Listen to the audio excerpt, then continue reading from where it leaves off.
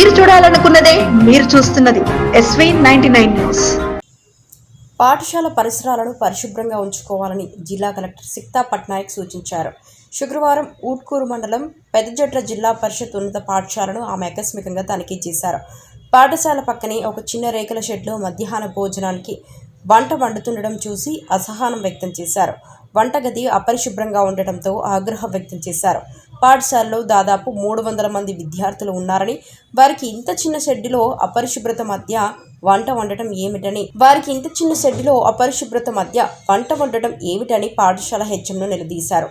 వెంటనే వంటగదితో పాటు పాఠశాల ఆవరణను శుభ్రం చేయించాలని సూచించారు.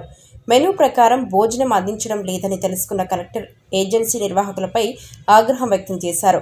రోజు తప్పనిసరిగా మెనూ ప్రకారమే మధ్యాహ్న భోజనం వండి విద్యార్థులకు అందించాలన్నారు. అయితే పాఠశాల ముందు భాగం వంటగది స్థలం ప్రైవేట్ వ్యక్తులకు చెందినదని, వివాదంలో ఉందని హెచ్ఎం కలెక్టర్ దృష్టికి తీసుకురాగా అక్కడే ఉన్న గ్రామ పెద్ద ఒకరు ఆ స్థలాన్ని సదరు స్థల యజమాని పాఠశాలకు ఇచ్చేందుకు అనుకూలంగా ఉన్నారని కలెక్టర్కు తెలపడంతో ఆ సర్వే నంబర్ వివరాలను ఇవ్వాలని కలెక్టర్ సూచించారు.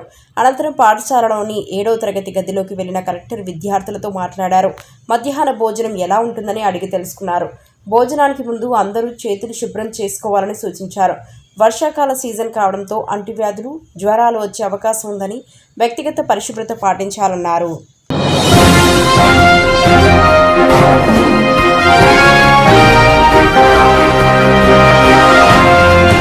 మీరు చూడాలనుకున్నదే మీరు చూస్తున్నది SV99 న్యూస్.